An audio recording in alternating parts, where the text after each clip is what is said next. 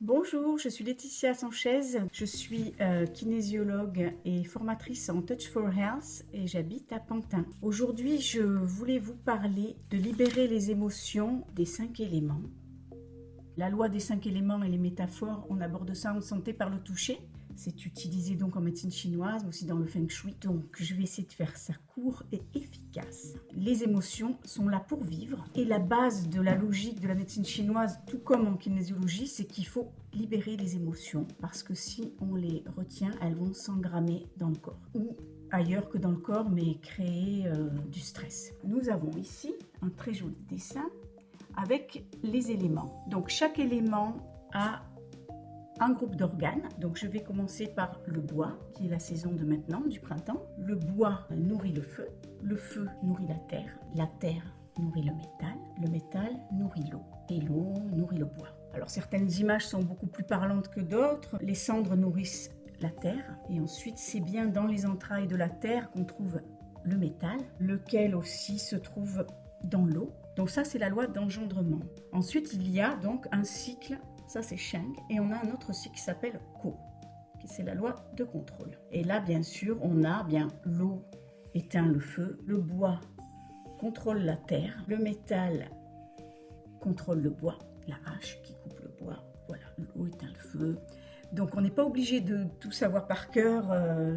Simplement, ce que je voulais vous dire, c'est que chaque élément a un groupe d'organes. Et chaque élément a un son. Le bois, c'est la colère. Et c'est crier. L'eau, c'est la peur.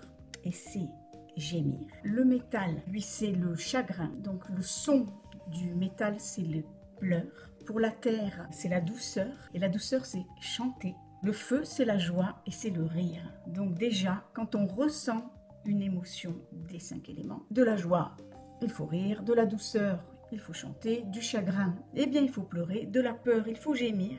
Et de la colère, il faut crier. Alors, pour ceux qui n'ont pas d'extérieur et qui sont énervés, ressentir de la colère, ça peut être juste ouvrir la fenêtre et pousser un petit cri, c'est libérateur. Voilà, l'émotion, donc l'idée, c'est de la libérer. La peur, alors gémir. Des fois, on entend une nouvelle anxiogène. Ouh, ben voilà, peut-être que juste de faire « Oh, qu'est-ce qu'ils disent encore ?» Ça fait du bien. Après, pleurer, pourquoi pas pleurer? D'ailleurs, je voulais vous dire que donc il y a les émotions d'engendrement et il y a les émotions de contrôle. Je ne sais pas si vous avez remarqué, c'est une petite anecdote. Dans les enterrements, il y a des personnes qui se contrôlent, qui ne veulent pas pleurer. Et du coup, nerveusement, elles rient. Ça, c'est cette histoire-là de qu'en fait, le feu contrôle le métal. Le métal étant le chagrin et le feu étant le rire. Tout ça pour vous dire qu'il faut arriver à sortir un peu ses émotions, surtout en cette période, ça fera du bien à tout le monde. Je vous embrasse, j'espère que ça a été plus clair, ça a été très clair, et je vous dis à bientôt. Donc n'oubliez pas de crier, pas trop, hein, mais à la fenêtre, de rire, et surtout, ah oui, le chant. Voilà, moi je fais un peu de musique, et c'est vrai que quoi qu'il se passe, chanter, c'est très, très libérateur et ça contrôle les peurs. C'est d'ailleurs pour ça que des fois, quand on se promène, enfin, quand on a peur, on chantonne « La la la, je vais bien, tout va bien ». Donc voilà.